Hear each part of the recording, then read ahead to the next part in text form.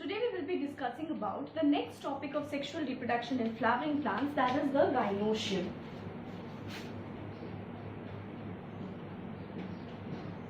As you all know, gynoecium is the female reproductive part of a flower. Now, the number of gynoecium that is present in a flower can be one or it can be many. So depending upon what is the number of the gynoecium, or you can say units of the gynoecium are present, the gynoecium can be of two types. It can either be monocarpellary or multicarpellary. Monocarpellary means there will be only one carpel present. Multicarpellary means that there will be many carpels present. Right? Now, monocarpellary, as I said, there will be a single carpel.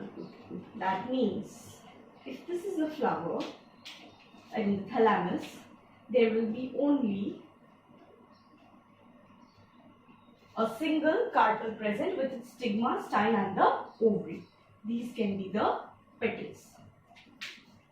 When you talk about multicarpellary again, multicarpellary, that means when many carpels are present, these carpels, depending upon their arrangement,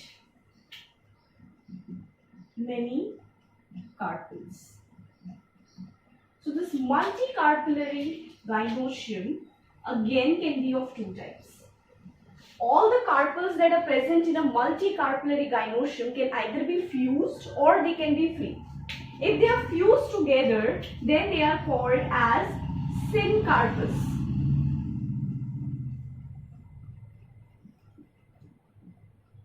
And if all are free, then the term used is apocarpous. Right? Syncarpous.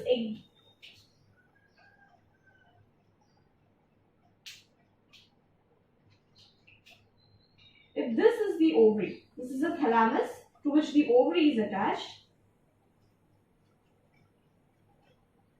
like this.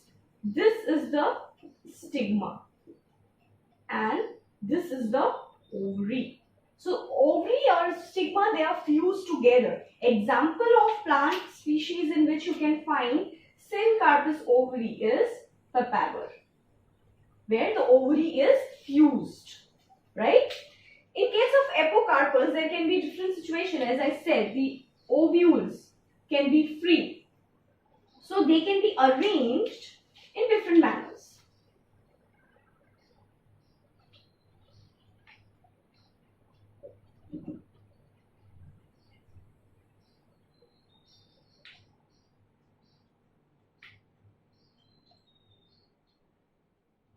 So as you see here, this is the stigma, and this basal part is the ovary. So to the thalamus, the ovary, there are many carpels present and the ovary of which is not fused. So this type of gynoecium can be called as the apocarpous multicarpellary gynoecium. Example of plant in which you can find this is Mechelia.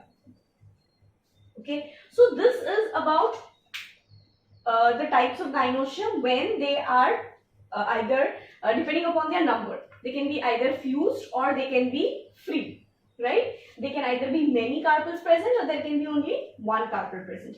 Now let us exactly see that what are the functions of each and every part of the carpel.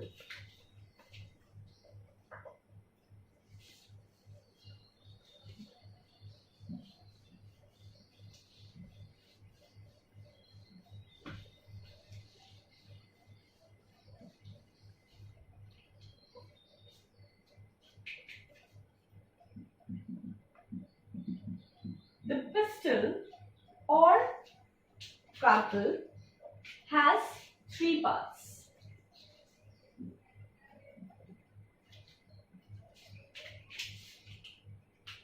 The stigma, style and ovary. So if I draw a structure here,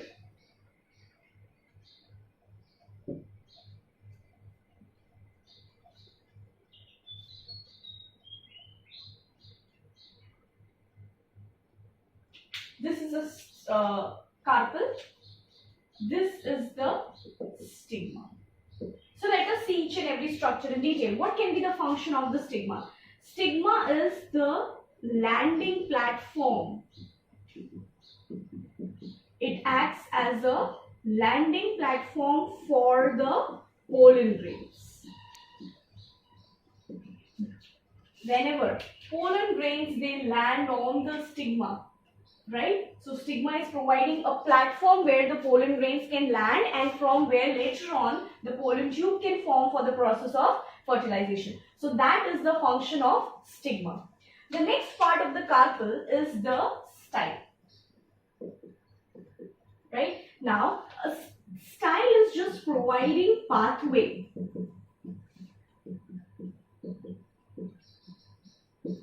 for pollen tube,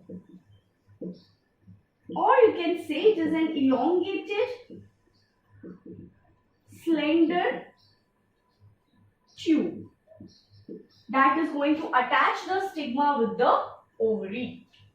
So this is the function of style. The last part is ovary.